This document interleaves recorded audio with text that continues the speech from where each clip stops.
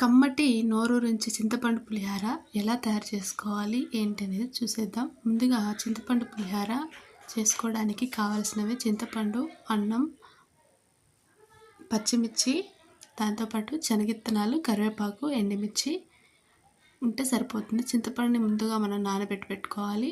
చింతపండు అన్ని రెడీలో పెట్టుకున్న తర్వాత కూరగాయలు ఏవి లేకపోయినప్పుడు చుట్టాలు ఎవరైనా వచ్చినప్పుడు ఇలా పులిహార తయారు చేసుకోవచ్చు.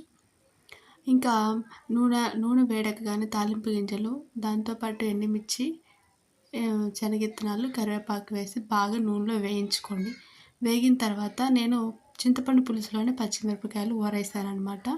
ఎందుకంటే మిరపకాయలు కొంచెం ఎక్కువగా స్పైసీగా కారంగా ఉంటే కనుక ఆ పులుసు పట్టి కారం కొంచెం తగ్గుతుంది. ఎక్కువ మంట ఉండకుండా పుల్లగా కారంగా ఉంటే పులిహోరలో తినడానికి బాగుంటాయని చింతపండు పులుసులోనే మిరపకాయలు ఊరేసానమాట. ఇంకా మనము చింతపండు పులుసు, మిరపకాయలు యాడ్ చేసిన తర్వాత చింతపండు పులుసు ఎంత బాగా కాగిద్దో 2 రోజులైనా పులిహోర చెక్కు చెదరకుండా ఉంటుందన్నమాట. నూనె పైకి తేలి పులుసు అంతా కిందికి అడుగుకి వెళ్ళిపోయి చిక్కబడిపోయి అడుగుకి వెళ్ళిపోవాలి. పులుసు అంతా నూనె పైకి తేలాలి.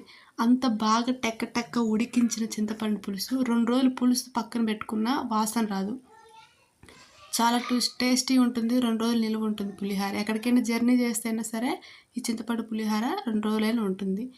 సో ఇంకా మనం కాగబెట్టి పెట్టుకున్న చింతపండు పులుసుని బాగా పొల్లుగా మరీ ఇత్తులు కాకుండా ఒక రకంగా వండి పెట్టుకున్న అన్నంని ఈ పులుసు బాగా కలిపి పెట్టి ఒక పాటు లేదా 2 నిమిషాల పాటు ఉప్పు అన్నీ లేదు సరిపోయినా లేదు చూసుకొని పక్కన పెట్టుకొని 2 నిమిషాల తర్వాత తింటే పప్పుల పొడి లేదంటే వెల్లిపాయ కారం, ఎల్లిపాయ పొడితో తింటే అదిరిపోతుంది.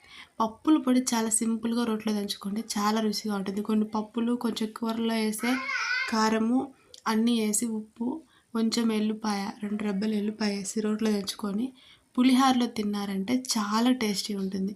ఇది విలేజ్ స్టైల్లో పులిహోర తయారు చేసే విధానం అనమాట. వీడియో నచ్చితే లైక్ చేయండి, షేర్ చేయండి, సబ్స్క్రైబ్ చేయండి. Thank you for watching. ఉండోడు ఉండి ఏడుస్తే లేనోడు లేక ఏడుస్తాడంట. ఎవరు ఏడిచినా ఏది చేసిన టైంకి అన్నం తినడం చాలా important. Be careful your health.